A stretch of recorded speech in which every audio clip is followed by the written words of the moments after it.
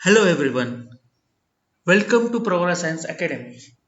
I am Professor Vinay Kothartil and today we are going to start with the Chemistry Bridge course. In this Chemistry Bridge course, we are going to revise some of the concepts that you have already learned in your previous classes and will also introduce some very important topics and concepts that you should know while preparing for standard 11th, 12th and entrance exams like IIT JEE, NEET and CET. The very first topic in Chemistry Bridge course is the basic concepts of chemistry. For your simplicity and proper understanding, we have divided this concept into different parts. These are the topics that will be covered in today's video. So without wasting any time, let's start with the basic concepts of chemistry. When we talk about chemistry, the very first question that should come in your mind is what is chemistry?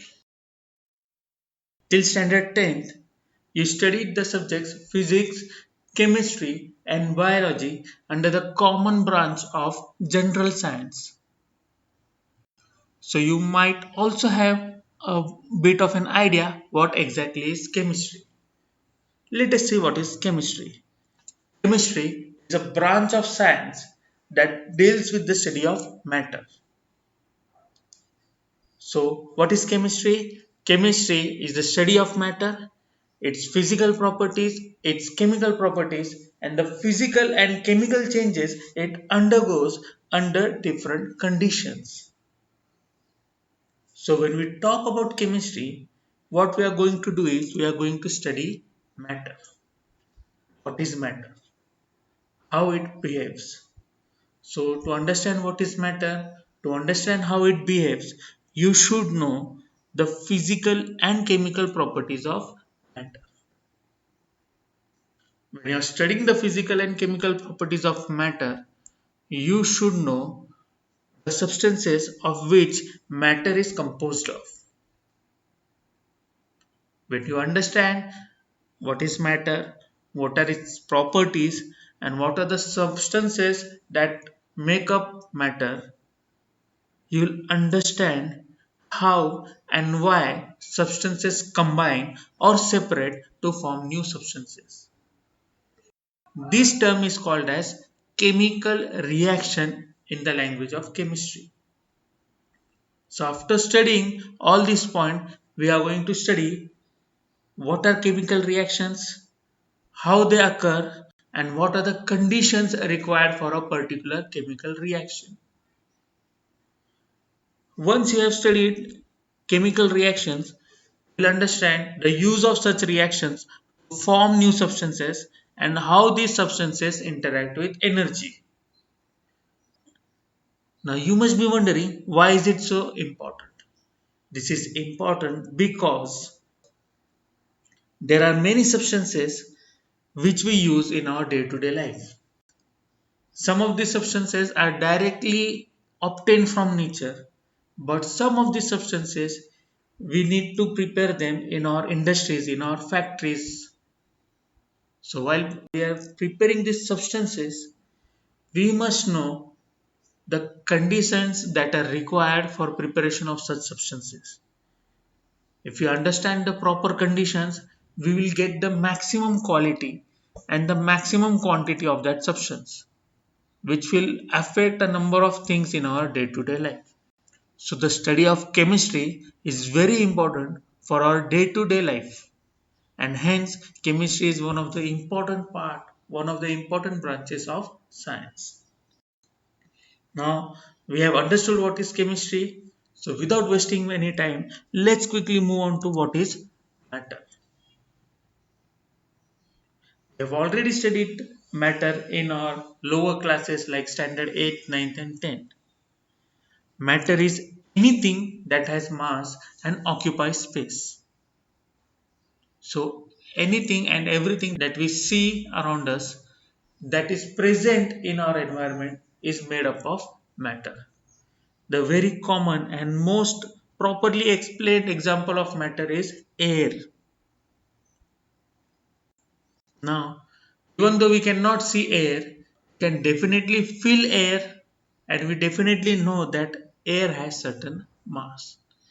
Not just air, we humans, the animals, the trees, the birds, the glasses, the buses, the trucks, everything around us that we see is composed of matter or is made up of matter. Quickly moving, let us understand the types of matter. Since we are studying chemistry, we are going to focus on chemical composition of matter. So, based on chemical composition, matter is divided into two types. These types are pure substances and mixtures. You have already studied pure substances and mixtures.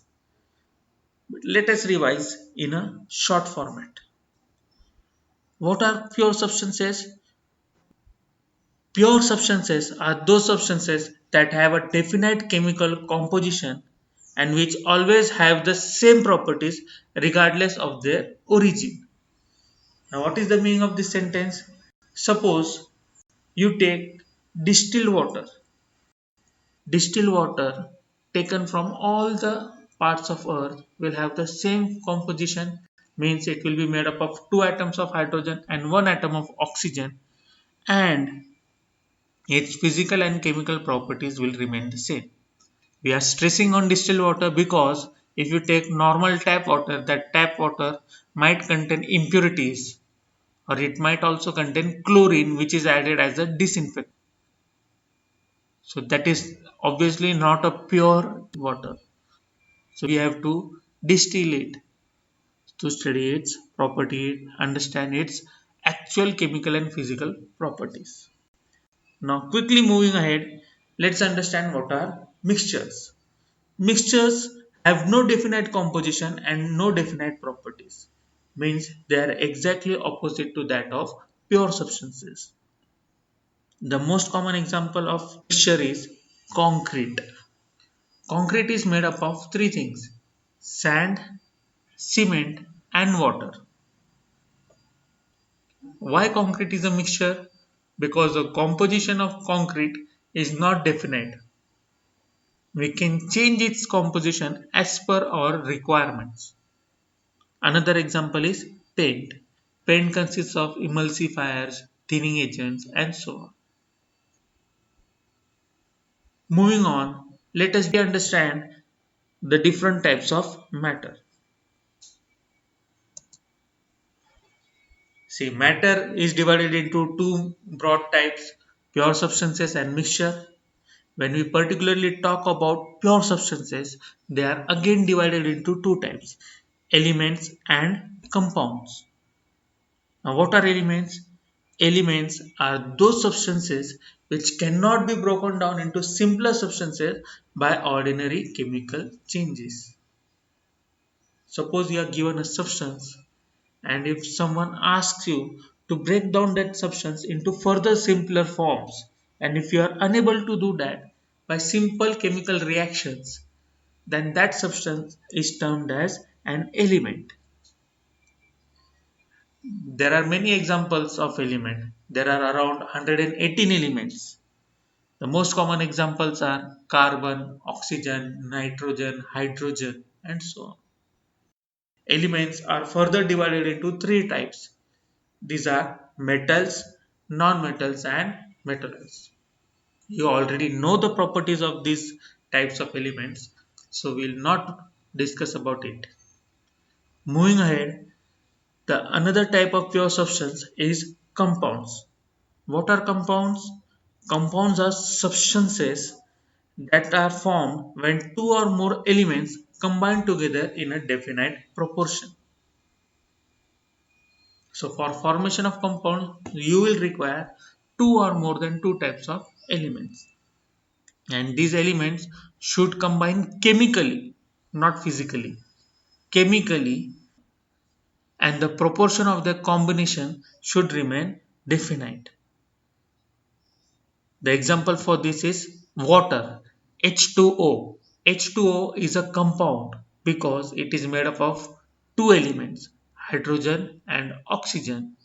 and the proportion of chemical composition of hydrogen and oxygen is always fixed in water. We require two atoms of hydrogen and one atom of oxygen to form one molecule of water. Moving ahead, another type of matter is mixture. As we know, mixtures do not contain definite proportion or definite composition. Mixtures are divided into two types. The first is homogeneous mixture and the second is the heterogeneous mixture. When we talk about the word homogeneous, homo means same and geneous means phase. So homogeneous mixtures are those mixtures whose components completely mixed together and its components are uniform throughout. So in a mixture, if the components or the substances from which the mixture is made up of, they're completely mixed together. And if they form a uniform layer, a uniform phase, a single phase, such type of mixtures are called as homogeneous mixtures. Moving ahead with heterogeneous mixtures. What are heterogeneous mixtures? The word hetero means different and geneous means phases. So, heterogeneous mixtures are those substances which have non-uniform composition and have two or more phases. If the components are mixed and you can separate out those components on different layers or on different phases, then such type of mixtures are called as heterogeneous mixtures. The best example of heterogeneous mixture is the layer of oil and water. When you mix oil and water, you will observe that oil starts to float on water.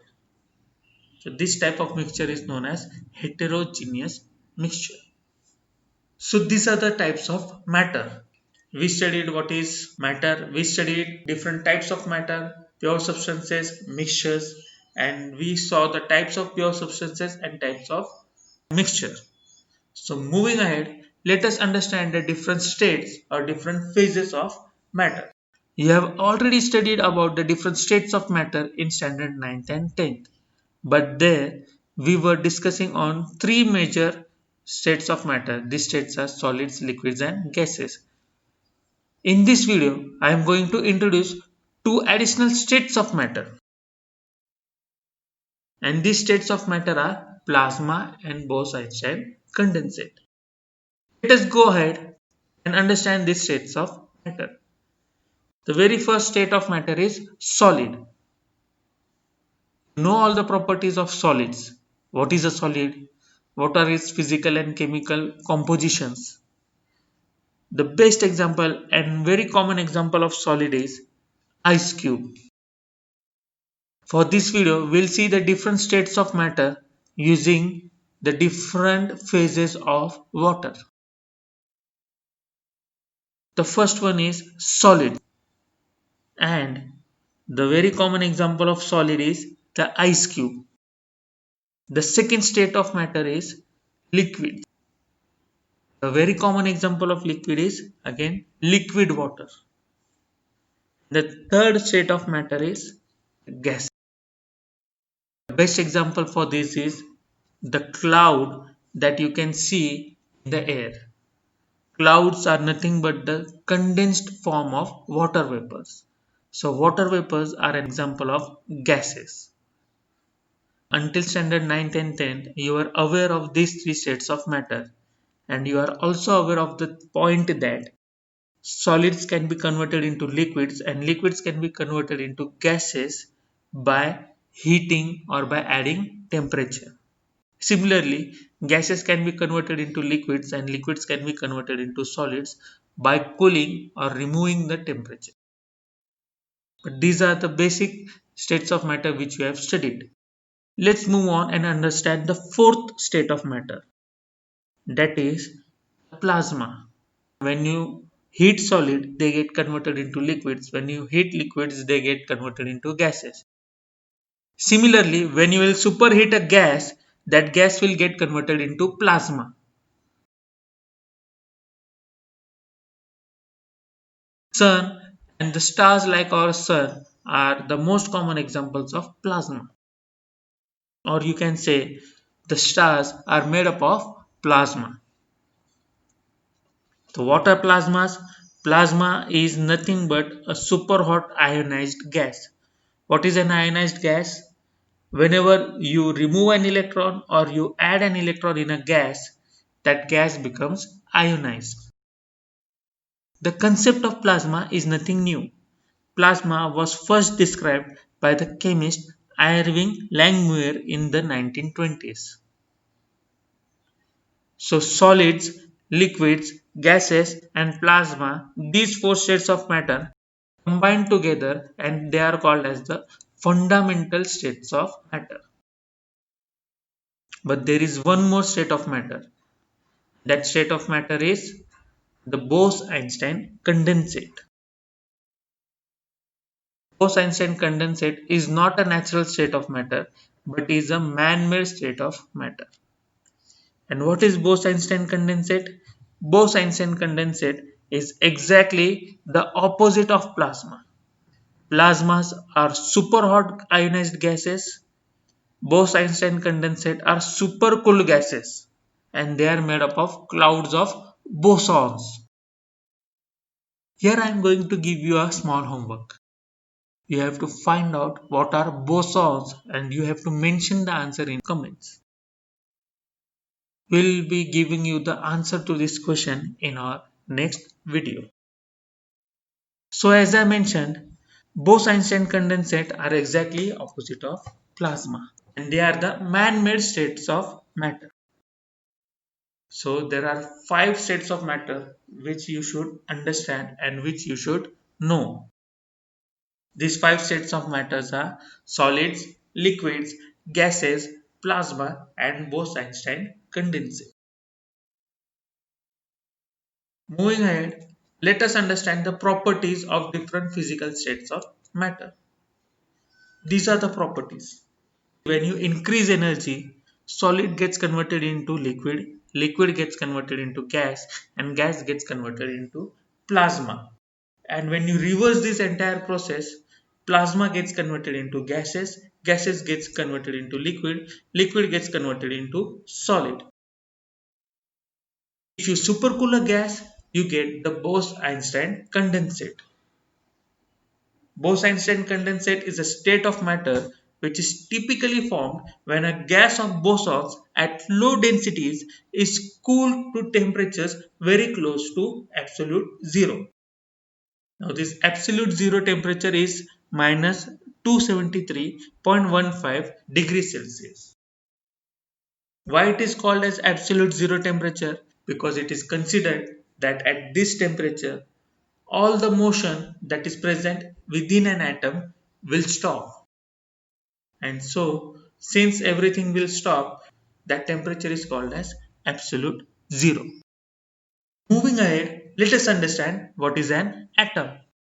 An atom is the smallest constituent unit of matter that possesses the properties of the chemical element. Means it is the smallest part of matter that will show all the properties of that matter. Atoms cannot exist independently. You will never see one atom lingering around in the environment. Atoms are generally in the form of clusters.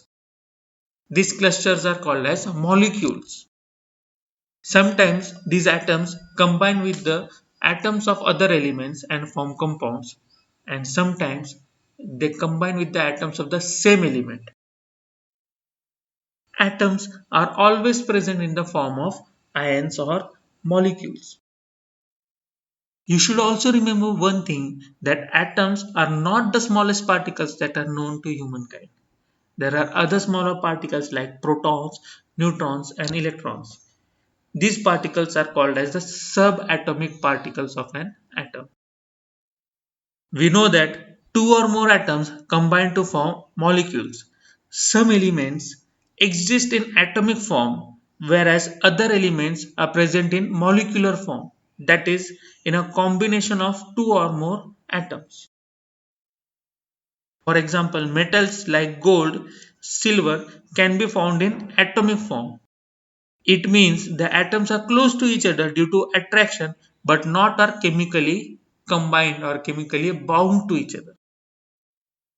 Such type of arrangement is called as an elemental form. Similarly, for the examples of gases like hydrogen, oxygen and nitrogen, these gases are always in the form of H2, O2 and N2 respectively. That is in the group of two atoms. So when we talk about gases, other than noble gases, the gases are present in the form of a molecule. Generally in the combination of or generally in the form of a molecule containing two atoms. Moving ahead, let us understand the different subatomic particles. Now, there are three main subatomic particles which are discussed in detail in the chapter Structure of Atom in Standard 11th. These subatomic particles are protons, neutrons, and electrons. What are protons? Protons are positively charged particles present in the nucleus of an atom. Protons, since they are positively charged, they make the nucleus a center of positive charges. The next subatomic particle is neutron. As its name suggests, neutrons are neutral particles present in the nucleus of an atom. The next subatomic particles are electrons. Electrons are opposite to that of a proton. They are negatively charged particle and they revolve around the nucleus of an atom. So when we talk about subatomic particles, there are proton, which is represented by P, which is positively charged. There are neutrons, which are neutral and represented by symbol N. And there are electrons, which are negatively charged and represented by the symbol E. Now, you should know that the positively charged center of an atom, where almost the entire mass of an atom is concentrated and where there is a presence of protons and neutrons, that center of an atom is called as the nucleus.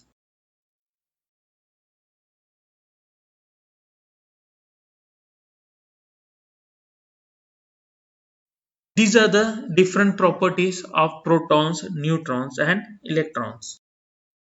Now, as I mentioned, entire mass being saturated or being concentrated at the center of an atom. The reason behind that is even though there are electrons revolving around the atom, their masses are very less. They are very negligible.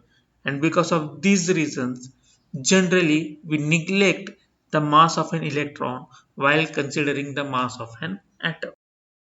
So in general terms, when we talk about the atomic mass, that atomic mass is nothing but the sum of masses of protons and neutrons present in the nucleus of an atom. Moving ahead, let us understand the structure of an atom. Now, in your classes 9, 10, 10, you studied that an atom consists of a nucleus at the center and electrons revolve around that nucleus in circular orbits. This structure of atom was given by the scientist named Niels Bohr, and his model is known as the Bohr's atomic model. But there are many changes and a number of research was done after introduction of Bohr's atomic model, and there are various changes in the structure of an atom. These changes we'll study when we introduce the chapter Structure of an Atom. So this is an example of Bohr's carbon atom. As you can see, the nucleus consists of 6 protons and 6 neutrons. And the 6 electrons in the carbon atom, they are revolving around the nucleus in circular orbits. Now carbon atom consists of 2 orbits. These orbits are also called as shell. These shells are named as K, L, M, N and so on. K shell is the first shell, L shell is the second shell and M shell is the third shell and so on. In the last part of our video, let us see some important definitions related to the basic concepts that we have studied. The very first definition, which is very important to understand, is the concept of atomic number. Atomic number is the number of protons present in the nucleus of an atom of an element. In an unreactive state, it also represents the number of electrons revolving around the nucleus of an atom. So when we talk about atomic number, it is only the number of protons present in the nucleus of an atom. Why this is so? This is because when we talk about an element, say for example oxygen, when oxygen undergoes reaction, chemical reaction, it has a tendency to accept two electrons. So if you say that atomic number is the number of electrons present in an atom, then in that case, when we talk about oxygen ion, the number of electrons becomes 10. And we know that 10 electrons are present in an neon atom. So are you going to call that O2 minus ion as a neon atom? No, we still call it as an oxygen ion. Why? This is because the number of protons in the nucleus of oxygen atom has not changed. So this concept is very important and you should always remember that atomic number is always the number of protons. And if that element is in unreactive state, it means before it is reacting with any other substance, it will represent the number of electrons, but only in unreactive state. The number of protons do not change during a chemical reaction. See, the number of electrons changes. Elements either donate or accept electron or share electrons. We have studied that. The number of neutrons may also change. This concept is known as the concept of isotopes. Many elements show different isotopes. But there is always one thing and only one thing that will remain constant within an atom of the same element. And that one thing is proton. So atomic number is always, and I am again stressing on this point, are always the number of protons present in the nucleus of an atom.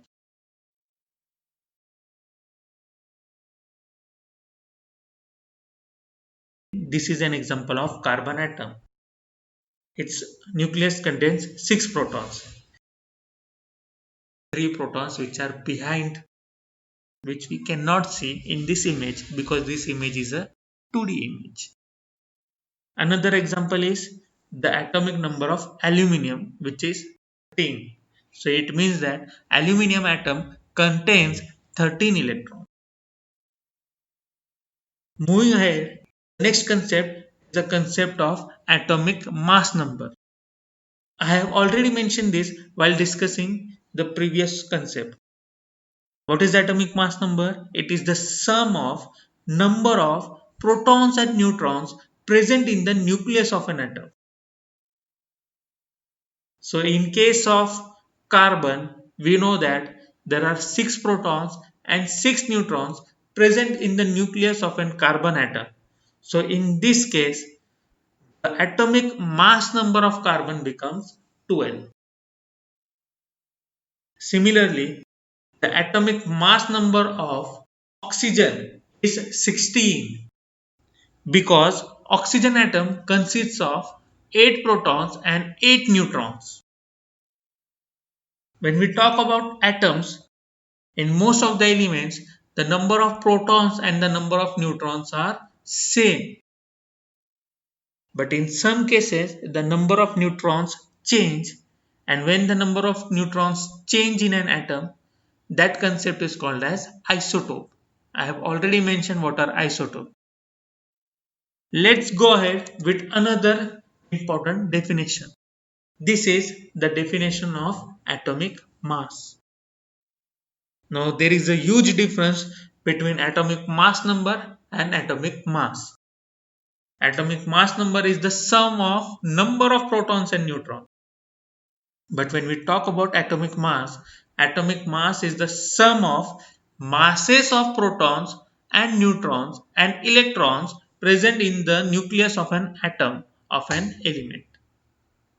The mass of electron is very less, very negligible, so we generally neglect the mass of electron. For general purposes, we consider the sum of masses of protons and neutrons for atomic mass of an element. The SI unit of atomic mass is the AMU, that is atomic mass unit. It is represented by the symbol U and it is pronounced by Dalton.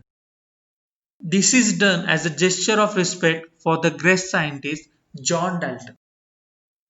For example, the atomic mass of carbon is 12.0107 Dalton. Another example of atomic mass is the mass of oxygen, which is 15.999 Daltons. But for our convenience and for our lower class purposes, we consider the atomic mass of carbon as 12 and the atomic mass of oxygen as 16 Dalton. One thing which you should always remember that atomic mass number is always a whole number, whereas atomic mass can be a whole number or a fraction written in decimal form. I have just mentioned the example of this difference between an atomic mass number and atomic mass. There is one more homework for you for today's lecture, and that homework is you have to find out the relation between mass in kilogram and mass in Dalton. This means you have to give me the relation that 1 Daltons is equal to how many kilograms. You can write the answer to today's questions in the comment section. I'll be definitely answering these questions in our next video. And if you really liked our video, then please subscribe to the channel and please share this video with your friends. Thank you.